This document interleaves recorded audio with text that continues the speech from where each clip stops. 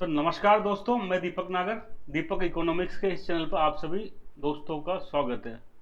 दोस्तों, इस चैनल पर हम डिस्कस करते हैं इकोनॉमी के इम्पोर्टेंट इशू जो आम जिंदगी में तो इम्पोर्टेंट है ही, साथ साथ में एग्जाम के पॉइंट ऑफ व्यू के हिसाब से भी इम्पोर्टेंट है। तो दोस्तों, आज हम बात करेंगे गन्ने की, शुगर केन।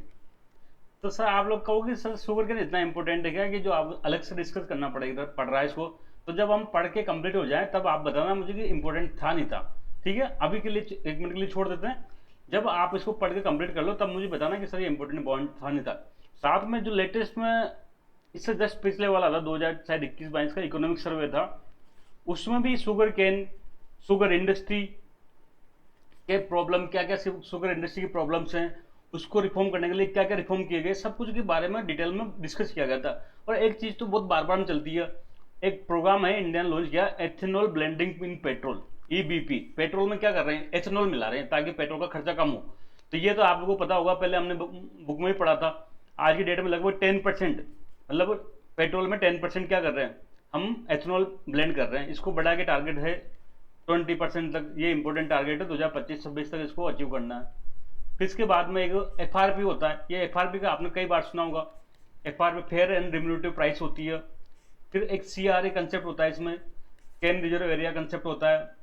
फिर हम इसमें शुगर कैन इंडस्ट्री इतनी इंपॉर्टेंट क्यों है मान लिया, शुगर केन जो इंडस्ट्री है वो इतनी इंपॉर्टेंट क्यों है? शुगर केन से क्या बनता है? सिंपल, सबसे मेन चीज तो शुगर ही बनती है। सबसे इंपॉर्टेंट चीज तो शुगर ही बनती है। फिर वो मोलिस्टिक वगैरह बचता है कुछ एडिशनल से, उससे क्या होता है, उससे हम एथेनॉल भी बना सकते हैं जो पेट्रोल में मिला देते हैं। तो आइए दोस्तों, हम इसके बारे में एक एक करके थोड़ा डिटेल में डिस्कस करते हैं। सबसे पहले तो दोस्तों, जो शुगर केन है ना, शुगर केन मतलब हिंदी में कहते हैं गन्ना। तो इस शुगर केन प्रोडक्शन में इंडिया की रैंक पूरी दुनिया में सेकंड है, काफी लंबे टाइम से, मतलब पिछले लगभग 20-30 साल से इंडिया की रैंक कितना है गन्ना प्रोडक्शन में, सेकंड है। सबसे पहले नंबर पे ब्राजील। ब्राजील में को क्या कहते हैं, एक तरह से मतलब दुनिया का सबसे ज्यादा शुगर कहां प्रोडक्शन होती थी एक जमाने में, ब्राजील में होती थी। तो ब्राजील क्या है, नंबर 1 पे है शुगर केन में। सेकंड नंबर पर इंडिया है दोस्तों। तो इंडिया लगभग 5 करोड़ फार्मर इस पर डिपेंडेंट है। 5 करोड़ इसलिए इंपॉर्टेंट है दोस्तों, इतनी बड़ी संख्या में 5 करोड़ के लगभग किसानों की आजीविका इस गन्ने पर डिपेंड करती है। दूसरा, ये एम्प्लॉयमेंट के लिए भी इंपॉर्टेंट है। Second agro largest agro based economy, agro based industry है। ऐसी इंडस्ट्री जिनमें एग्रीकल्चर प्रोडक्शन का, मतलब प्रोडक्ट का इस्तेमाल होता है, उसको कहते हैं एग्रो बेस्ड इंडस्ट्री। तो कृषि आधारित उद्योग में सेकंड सबसे लार्जेस्ट है। फर्स्ट नंबर पर कौन सा है? फर्स्ट नंबर पर है कॉटन इंडस्ट्री। कॉटन इंडस्ट्री, कपास, कपड़े बनते हैं ना। तो फर्स्ट नंबर पर कॉटन इंडस्ट्रीज और सेकंड नंबर पर एग्रो बेस्ड इंडस्ट्री में ये शुगर इंडस्ट्री इंपॉर्टेंट है। तो ये एम्प्लॉयमेंट के लिए भी इंपॉर्टेंट है। इतने बड़ी संख्या में फार्मर क्या कर रहे हैं, फार्मर इस पे आजीविका के लिए डिपेंड है। साथ में ये शुगर सप्लाई करता है पूरे इंडिया को या पूरी दुनिया में। तो शुगर क्या, आम आदमी की जिंदगी का पार्ट है। डेली उसको मॉर्निंग में उठते चाय के साथ, चाय में क्या मिलाते हैं, शुगर मिलाते हैं। तो शुगर इंपॉर्टेंट चीज है। दूसरी बात दोस्तों, लेटेस्ट डेटा कहता है पिछले साल का शुगर प्रोडक्शन में वर्तमान टाइम में इंडिया नंबर 1 हो गया दोस्तों। क्या, इंडिया ने शुगर प्रोडक्शन में दुनिया में नंबर 1 पर इंडिया हो गया। इसने ब्राजील को पीछे छोड़ दिया। पर ये शुगर प्रोडक्शन तो हम नंबर 1 बन गए, लेकिन शुगर जो एक्सपोर्ट में दोस्तों हम नंबर 2 हैं। अब क्यों? हमारे यहाँ इतनी बड़ी जनसंख्या, ब्राजील की जनसंख्या छोटी सी है। ब्राजील की जनसंख्या मुश्किल से 20 करोड़ होगी, इंडिया की 140 करोड़ है। तो हम कितना शुगर प्रोड्यूस कर ले, हमारे डोमेस्टिक कंजप्शन ज्यादा है, इसलिए एक्सपोर्ट हम सेकंड नंबर पर करते हैं। सबसे ज्यादा एक्सपोर्ट कौन करता है? ब्राजील करता है। सेकंड नंबर पर हम इंडिया एक्सपोर्ट करता है। इंडिया सबसे बड़ा कंज्यूमर भी है शुगर का। लार्जेस्ट कंज्यूमर कौन है भाई? जहां सबसे ज्यादा जनसंख्या है, वो सबसे ज्यादा कंज्यूमर करेगा। तो सबसे ज्यादा कंज्यूमर कौन है, सबसे ज्यादा खपत कहां होती है शक्कर की? तो इंडिया में होती है। ब्राजील छोटा देश है। ये तो लॉजिकल कंसेप्ट लगाना चाहिए हमको। जहां भी कंज्यूमर की बात आए तो सबसे ज्यादा तो इंडिया में होगा, क्योंकि सबसे ज्यादा पॉपुलेशन है यहाँ। यहाँ 140 करोड़ लोग रहते हैं, यहाँ 20 करोड़ लोग रहते हैं। अभी 20 करोड़ कितनी शक्कर खाएंगे, 140 करोड़ कितनी शक्कर खाएंगे? वो तो जाहिर सी बात है। तो इंडिया नंबर 1 कंज्यूमर कंट्री है शुगर में। फिर इंडिया में सबसे ज्यादा प्रोडक्शन कहां होता है शुगर का? तो शुगर प्रोडक्शन में दोस्तों 2 स्टेट है ना, शुगर केन प्रोडक्शन में 2 स्टेट बहुत इंपॉर्टेंट है। वो आपसे सुना भी होगा, जहां की पॉलिटिक्स वगैरह सब उससे डिपेंड करती है। सबसे ज्यादा शुगर केन प्रोडक्शन होता है यूपी में। यूपी तो फेमस है, specially west UP. West UP जो गंगा यमुना का दोआब है, जिसमें अमरोहा आता है या फिर मुरादाबाद साइड के एरिया आता है, और या मेरठ आता है, गाजियाबाद आता है, इवन या मथुरा तक भी। इस सब में क्या होता है, शुगर केन जो प्रोडक्शन है वो बहुत ज्यादा मात्रा में होता है, गन्ना किसान कहते हैं ना, ये गन्ना यहाँ पे बहुत इंपॉर्टेंट पार्ट निभाता है यहाँ के डे टू डे की लाइफ में, पॉलिटिक्स में भी, इवन पॉलिटिक्स में भी है ना, इस गन्ने की कीमतें बहुत ज्यादा डिपेंड करती है, उससे पॉलिटिक्स इंपैक्ट होती है वहां पर। सेकंड नंबर पे महाराष्ट्र, क्या नाम, महाराष्ट्र। दोस्तों महाराष्ट्र में मिले बहुत है, शुगर मिल, शुगर मिल खूब है, गन्ने से क्या करते हैं, उससे वो शक्कर बनाते हैं, और है ना ज्यादातर मिल किसमें, कोऑपरेटिव सेक्टर में, सहकारिता में। तो यहाँ चुनाव होते हैं, नेतागिरी करते हैं, जो ये एनसीपी पार्टी नहीं क्या, शरद पवार वाली, इसकी तो पूरी पॉलिटिक्स ही बेसिकली गन्ना कोऑपरेटिव से शुरू हुई थी। जो शरद पवार खुद है, वो खुद भी है ना ये शुगर केन कोऑपरेटिव से जुड़े हुए थे, और इनका पूरा परिवार ही नहीं, पूरी एनसीपी के अधिकांश नेता आपको शुगर केन में कोऑपरेटिव में कुछ ना कुछ पोस्ट में मिल जाएंगे। तो इतनी इंपॉर्टेंट रोल निभाता है शुगर केन का यहाँ पे। तो अब तक हम क्या क्या पढ़ चुके हैं, हम पढ़ चुके हैं इंडिया में सबसे ज्यादा शुगर केन कहाँ प्रोडक्शन होता है गन्ने का, तो सबसे ज्यादा यूपी में होता है दोस्तों, सेकंड नंबर पर महाराष्ट्र में होता है, थर्ड नंबर पर कर्नाटका होता है। ये तीन स्टेट मिला के लगभग 80% शुगर केन प्रोड्यूस करते हैं इंडिया में। अपने राजस्थान में कितना सारा होता है, मुश्किल से होता है, नियर टू जीरो। एमपी में नहीं होता, बिहार वगैरह में नहीं होता, ये तीन स्टेट में है ना 80% के आसपास हो जाता है, यूपी, महाराष्ट्र और कर्नाटका। इसके लगभग 5 करोड़ फार्मर इस पर डिपेंडेंट है, शुगर केन पर। Second largest agro based industry है, सेकंड। फर्स्ट पे कौन सी है, ये याद रखना, कॉटन का। तो कभी कॉटन इंडस्ट्री में क्वेश्चन पूछ सकते हैं, तो ये चिपका देना कि भाई इंपोर्टेंस क्या है। तो भाई ये second largest agro based economy, agro based industry है गन्ना, sugar cane industry. Largest producer of sugar cane कौन है, तो ब्राजील है, सेकंड पे इंडिया है। लेकिन शुगर प्रोडक्शन में इंडिया, अभी लेटेस्ट की बात है, पिछले साल की शायद 2022-23 की न्यूज है कि इंडिया ने क्या किया, ब्राजील को सरपास कर दिया, अब इंडिया नंबर 1 बन गया। लार्जेस्ट कंज्यूमर तो इंडिया होगा ही होगा। लेकिन एक्सपोर्ट में दोस्तों हमारे पास लार्ज पॉपुलेशन है, इसलिए एक्सपोर्ट में हम कितने हैं, सेकंड नंबर पे हैं। ये सब रैंक के आपको ध्यान रखना, एग्जाम में पूछ सकते हैं, सब एग्जाम में पूछ सकते हैं। अब हम इसके कुछ कंसेप्ट पढ़ेंगे जो शुगर केन से जुड़े हुए हैं। सबसे पहला कंसेप्ट जुड़ा हुआ है दोस्तों, fair and रिम्यूनेटिव price, FRP. रिम्यूनेटिव price, FRP कहते हैं इसको, एफआरपी। दोस्तों ये जो इकोनॉमी की बेसिक लैंग्वेज है वो इंग्लिश ही है, इसलिए है ना हर चीज का हिंदी अनुवाद नहीं करना, कुछ चीजें इंग्लिश में याद करनी, सिंपल एफआरपी आएगा लिखा है, फेयर एंड रिम्यूनेटिव प्राइस ही आएगा। फालतू के चक्कर में नहीं पढ़ना चाहता हिंदी के चक्कर में। फेयर एंड रिम्यूनेटिव प्राइसेस में जहां इंग्लिश पढ़ा रहा हूँ तो वहां पे इंग्लिश में याद रखना है, आपको ज्यादा सोच विचार नहीं करना। तो एफआरपी का क्या को जानने के पहले हम एमएसपी जानते हैं। एमएसपी तो आप सब लोग अच्छे अच्छे से परिचित हो, इतना बड़ा आंदोलन हो गया भारत में किसानों का, क्या था, एमएसपी को लीगल गारंटी दो। एमएसपी न्यूनतम समर्थन मूल्य कहते हैं इसको हिंदी में, मिनिमम सपोर्ट प्राइस, एमएसपी। तो दोस्तों आप सबको पता होना चाहिए कि एमएसपी किसे कहते हैं। तो एमएसपी कुछ नहीं, ये गवर्नमेंट है, ये फार्मर है। सपोज फार्मर वीट पैदा करना चाहता है तो गवर्नमेंट इसको गारंटी देगी, भाई गारंटी दे देगी कि भाई एक रेट बता देगी, जैसे कि सपोज 2200 रुपए पर क्विंटल, कि हम इस दाम पे आपसे खरीद लेंगे, आप आराम से गेहूं होगा, वो चिंता की बात नहीं है। और अगर जब गेहूं की कटाई होगी, अगर बाजार में वीट का भाव 2400 है तो किसान बाजार में बेच देगा, लेकिन अगर जो बाजार में भाव एमएसपी से कम है तो फिर गवर्नमेंट उसको खरीदने को बाध्य होती है। सिंपल सी बात ही होती है एमएसपी का कंसेप्ट। फिर दोबारा बता रहा हूं, एमएसपी वो मिनिमम प्राइस होती है जिसमें गवर्नमेंट किसान से उसका माल खरीदने को बाध्य होती है, खरीद लेती है। हालांकि नहीं भी खरीदती, कई चीज सीन होते हैं देखो, पर जो क्या कहते हैं इन प्रिंसिपल इसका यही मतलब होता है कि भाई किसान का माल बाजार में नहीं बिक रहा, बाजार में प्राइस डाउन होगी तो किसान को नुकसान ना हो, उस लॉस से बचाने के लिए क्या करके गवर्नमेंट इस रेट पर खरीदती है। ये किसी भी फसल की बुआई के पहले घोषणा कर देते हैं ताकि किसान को पहले पता रहे कि भाई इस फसल पे इतना पैसा मिलता है तो मैं कौन सी फसल को उगाऊं। सिंपल सी बात है ये।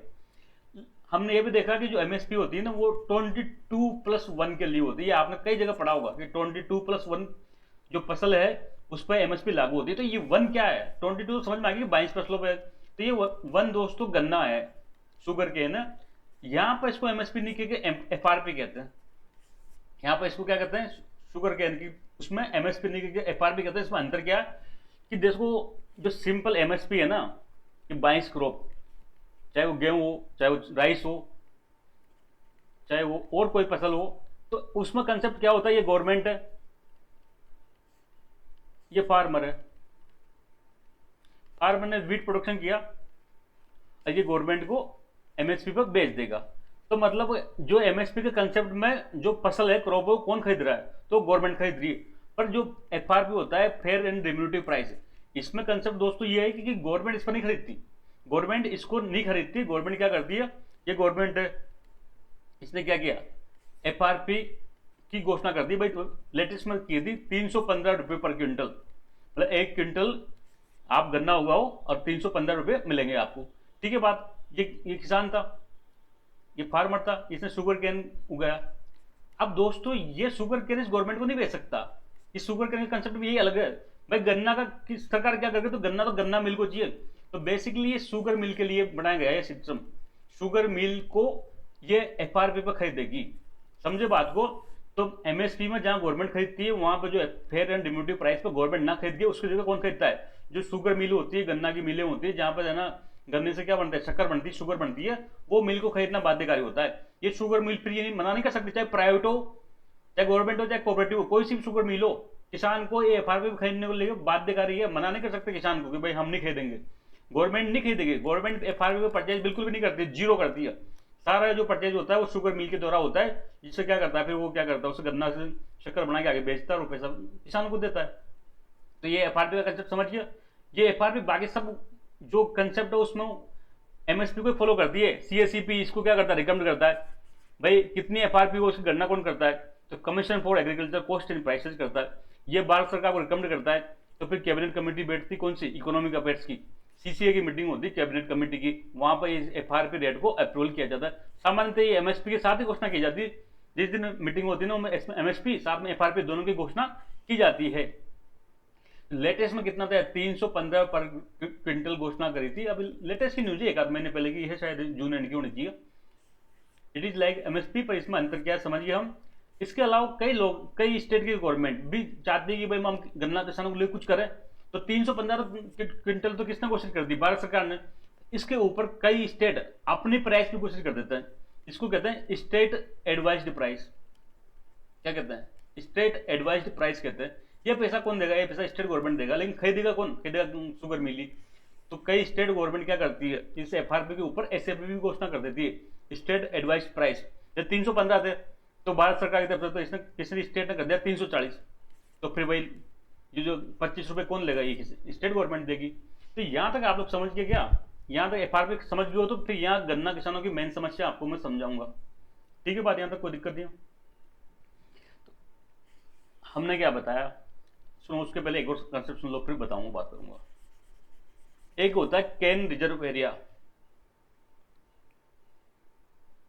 कैन रिजर्व एरिया सीआरए कहते हैं दोस्तों। ये इसका आप कंसेप्ट समझो कैन रिजर्व एरिया का। बेसिकली दोस्तों कैन रिजर्व एरिया, कैन वही गन्ना, शुगर कैन वाला कैन होता है ये। तो दोस्तों क्या होता है ना, हमने क्या देखा कि एफआरपी पर गवर्नमेंट तो क्या करती है, गवर्नमेंट नहीं खरीदती, कौन खरीदती, मिल खरीदती है, शुगर मिल। अब ये गन्ना ऐसी चीज है कि आम व्यापारी इसको नहीं खरीदेगा, इसको केवल मिल वाला ही खरीदेगा, बाकी अगर कोई खरीदेगा गन्ने को करेगा क्या, केवल शुगर मिल खरीदेगा। तो ऐसा कर रखा है कि भाई जैसा कि मान लो सपोज कोई जिला है, ये जिला है, ठीक, सपोज कोई जिले में इस तहसील में ये ए शुगर मिल है, तो इस शुगर मिल को क्या फिक्स कर रखा है कि भाई जो शुगर मिल है ना उसको अपने आसपास का एक फिक्स एरिया डिसाइड कर दिया जाता है, फिक्स एरिया डिसाइड कर दिया जाता है। इस एरिया में जितना भी गन्ना होगा ना, गन्ना पैदा होगा, वो ये मिल खरीदेगी। सिंपल सी बात है यार, क्या समझे हम, हमें समझे कि है ना जहां भी कोई शुगर मिल स्थापित होती है तो शुगर मिल के आसपास का कुछ क्षेत्र गवर्नमेंट डिसाइड कर देती है कि भाई शुगर मिल से 20 किलोमीटर का एरिया क्या करेगा, वो शुगर मिल खेल को परचेज करना कंपलसरी है। जो वो एरिया पड़ता है शुगर मिल के अंडर में, उसी को कहते हैं कैन रिजर्व एरिया। मतलब इस रिजर्व एरिया में उस शुगर मिल पूरी की पूरी गन्ने की खरीदारी करी, मना नहीं कर सकती। इस कंसेप्ट को कहते हैं कैन रिजर्व एरिया। ये इंडिया में ये लागू है आज के डेट में। कई सारी कमेटी ने हालांकि इसका विरोध किया है कि भाई इसको हटा दो, किसान की मजबूरी है इसी को मिल को बेचना। ऐसा क्यों भाई, किसान अपनी मर्जी से कोई और मिल को बेचना चाहे तो बेच सकते, तो ऐसा कंसेप्ट होना चाहिए था। लेकिन एक मिनट के लिए हम समझ गए कैन रिजर्व एरिया क्या है। कैन रिजर्व एरिया सिंपल सा है, शुगर मिल अपने आसपास के क्षेत्र में जो भी उसका एरिया लगता है वहां पे वो गन्ने की खरीदारी सारी वही करेगी, कोई और नहीं कर सकता। इस कंसेप्ट को कहते हैं कैन रिजर्व एरिया, सीआरए। ठीक है, अब हम शुगर इंडस्ट्री की प्रॉब्लम समझेंगे मेन। देखो ये है फार्मर जो शुगर ग्रेन गन्ना उगा रहा है, ठीक है। अब क्या करेगा, गवर्नमेंट खरीदेगी कि इससे बताओ, एफआरपी पर नहीं खरीदेगी। तो ये एफआरपी को क्या करता है, ये एफआरपी किसको बेच देता है बताओ, शुगर मिल को। दोस्तों क्या ना, एक तो पॉलिटिक्स की वजह से क्या होता है, एफआरपी कई जगह बार हाई रहती है, ठीक है। अब ये शुगर मिल क्या करता है, शुगर मिल इससे ना जो शुगर बनाएगा, शुगर मिल शुगर बना के क्या करेगा, बाजार में सेल करेगा, सेल करेगा तो पैसा आएगा, पैसा आएगा तो ये पैसे को इस किसान को ये पेमेंट करेगा, ये सिद्धांत है। तो अब मुझे बताओ, इसने किसान ने इसको आज माल बेच दिया, तो आज इसको पैसा कहां से देगा, ये शुगर मिल वाला दे नहीं सकता। पहले तो इसको क्या करेगा, इसकी पिलाई करेगा गन्ने की, फिर उसे शुगर बनेगी, शुगर को आगे सप्लाई करेगा, कब बिकेगा। तो है ना, ये किसानों को क्या दिक्कत आती है दोस्तों, शुगर के मिल को बेचने के बाद इनका पेमेंट टाइम पर नहीं होता, पेमेंट डिले होता है, पेमेंट डिले होता है, एरर बहुत ज्यादा एरर बन जाता है। कई कई बार तो साल दो साल तक भी, दो साल तक भी क्या होता है, गन्ने का पेमेंट नहीं होता, 2 ईयर तक भी गन्ने का पेमेंट नहीं होता। अगर आप वेस्ट यूपी में किसी भी किसान से पूछिए ना, वो ये हमेशा ये रोना रोता रहेगा कि हमारा क्या दिक्कत है, एक ही दिक्कत है कि हमारा जो गन्ने का जो प्राइस है ना, टाइम पे पेमेंट नहीं होता, 6 महीने बाद, साल भर बाद, 1.5 साल बाद, 2 साल बाद इतना लेट पेमेंट होता है, एरर एरर बढ़ता जाता है, बढ़ता जाता है, बढ़ता जाता है। तो ये बहुत बड़ी दिक्कत है। अब कोई किसान बेचारा खेती तो आज कर रहा है, उसको पेमेंट साल भर बाद हो रहा है, तो आप सोचो कैसा लगेगा उसको, इतना टाइम तक वो कहां से पैसा का अरेंजमेंट करेगा, फिर उसको सेठ साहूकार से उधार लेना पड़ेगा, उसको फिर ब्याज चलेगा। तो ये गन्ना समझ किसानों की मेन समस्या है। हालांकि कई बार इसका समाधान किया, कई बार पिछले 20-30 साल मुझे याद है, कई बार इसका सोल्यूशन करने का प्रयास किया। कैसे करते थे, गवर्नमेंट पैकेज देती थी, गवर्नमेंट क्या करती करती पैकेज दे दिया करती थी कि ठीक है क्या करो, ये जो शुगर मिले इनको पास पेमेंट नहीं है, तो एक काम करो, हम आपको 10,000 करोड़ रुपए दे देते हैं, आप इसको क्या करो, फार्मर को पेमेंट कर दो, उधार दिला देते हैं, और फिर बाद में पैसा है तो हमको दे दो। तो ऐसा कई बार गन्ना राहत पैकेज के रूप में है ना, गवर्नमेंट ने 5,000 करोड़ रुपए, 10,000 करोड़ रुपए ऐसे रिलीज किए हैं कई बार, लेकिन फिर वही दिक्कत बात है, एक बार पेमेंट हो गया फिर वो क्या हुई नोटंकी। तो ये पेंडिंग का सिस्टम चल ही आ रहा है आज दिन तक, पेंडिंग की जो पेमेंट का है ना, वो बहुत बड़ा मुद्दा होता है वेस्ट यूपी के इलेक्शन में। अगर आप कभी देखोगे तो वेस्ट यूपी के जो चुनाव है ना, उसमें सबसे बड़ा मुद्दा क्या होता है, एक तो ये गन्ना की एफआरपी कम है, किसान ऐसा कहते हैं, और दूसरा कि हमारे गन्ने का जो पेमेंट है ना टाइम पर नहीं होता, आप टाइम पे पेमेंट करा दो, हम उस पार्टी को वोट दे देंगे। तो ये पेंडेंसी ऊपर पेमेंट की बड़ी दिक्कत है। अब इसको रिफॉर्म करने के लिए क्या क्या प्रयास किया, ये हम धीरे धीरे देखेंगे, तो आपको समझ में आ गया कि problem of sugar industry error होता है, किसानों को टाइम पे पेमेंट नहीं होता। ठीक है बात यहां तक। एक दोस्तों ये गन्ना को सुधार करने के लिए एक कंसेप्ट लेके आए थे, national biofuel policy, national biofuel policy 2018।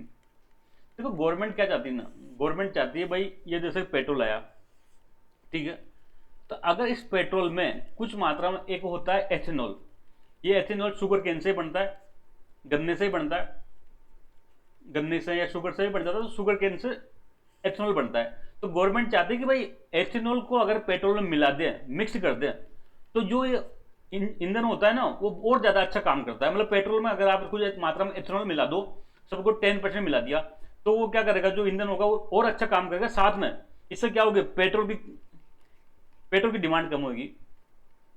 भाई पेट्रोल हमने 10% बचा दिया, तो ये 10% तो हमको कम इंपोर्ट करना पड़ेगा, तो कहीं ना कहीं हमारा जो इंपोर्ट है ना दोस्तों, वो पेट्रोल का कम हो जाएगा। इसलिए भारत सरकार रेगुलर प्रयास कर रही है कि जो पेट्रोल में क्या करो, एथेनॉल मिलाओ। इस प्रोग्राम को कहते हैं ना ethanol blended petrol, ethanol blended petrol, EBP. ये कंसेप्ट बहुत चल रहा था इंडिया में, तो लगभग 2003 से ये स्टार्ट किया था। धीरे धीरे क्या करो, एथेनॉल को मिलाओ पेट्रोल में, ताकि पेट्रोल की इंपोर्ट कम करना पड़े। लेकिन इतना इसको खास ध्यान था, 2003 से चल रहा था। 2018 में पॉलिसी में क्या गया, मुख्य फोकस किया गया, मुख्य फोकस इस पॉलिसी में किया गया। और वर्तमान टाइम में आपको खुशी की बात है कि लास्ट ईयर 2022-23 में क्या हो, हमने 10% ईबीपी कर लिया। मतलब आज की डेट में हम पेट्रोल में 10% एथेनॉल मिला के जो बेच रहे हैं, जो हम पेट्रोल पंप पे जो पेट्रोल डलाते ना, उसमें 10% एथेनॉल मिला हुआ है दोस्तों। तो ये एक अच्छी बात है। और इस जो ये पॉलिसी थी, इसमें ये टारगेट था कि 2030 तक 20% करना चाहिए।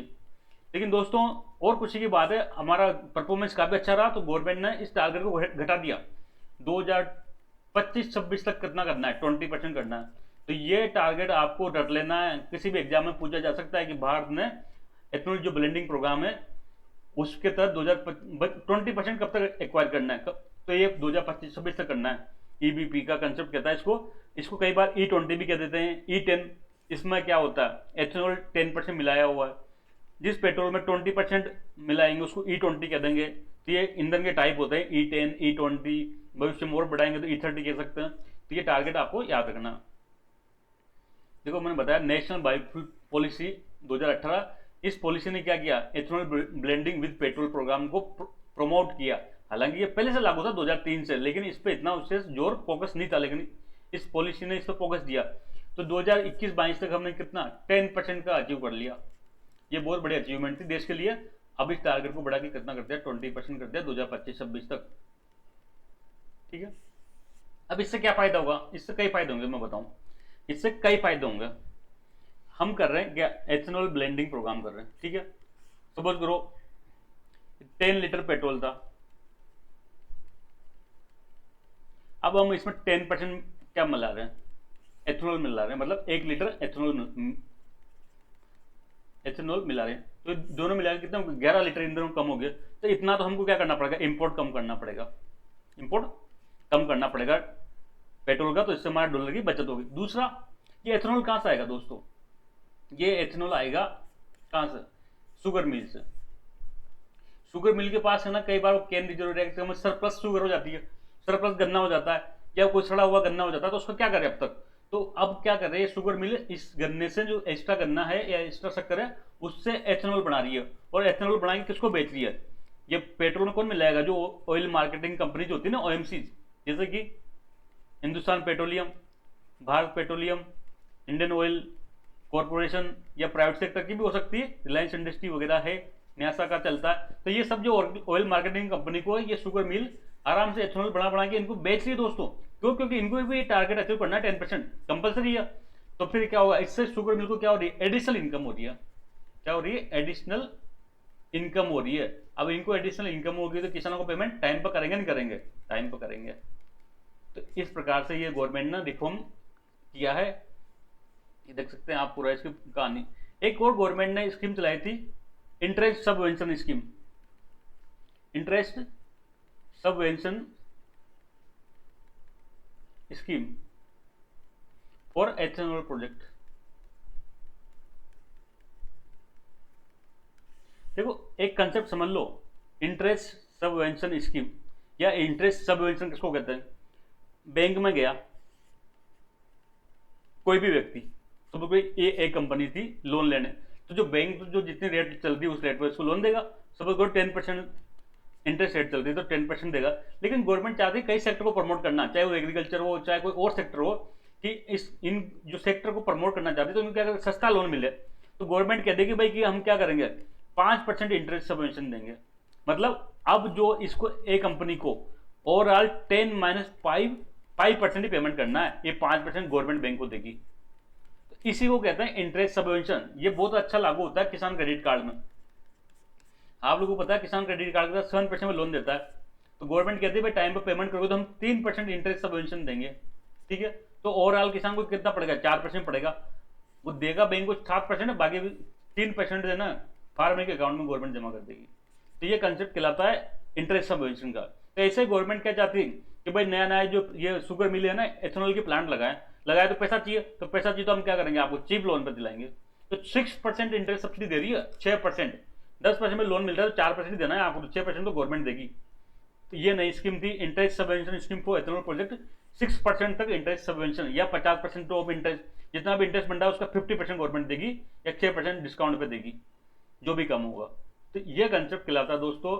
अब आप समझ गए होंगे कि मैंने ये क्यों पढ़ाया, कितना इंपॉर्टेंट टॉपिक था। इसमें हमने ये एथेनॉल जो नेशनल बायोफ्यूल पॉलिसी 2018 पढ़ ली, इंटरेस्ट सबवेंशन के बारे में जान लिया हमने, कैन रिजर्व एरिया के बारे में जान लिया, शुगर केन इंडस्ट्री प्रॉब्लम के बारे में जान लिया, FRP के और MSP में क्या अंतर होता है, सब कुछ जान लिया। अब मुझे आप बताएं कि इंपॉर्टेंट था नहीं था। तो दोस्तों आज का इशू यही समाप्त होता है, जल्द मिलेंगे, तब तक थैंक यू, जय हिंद।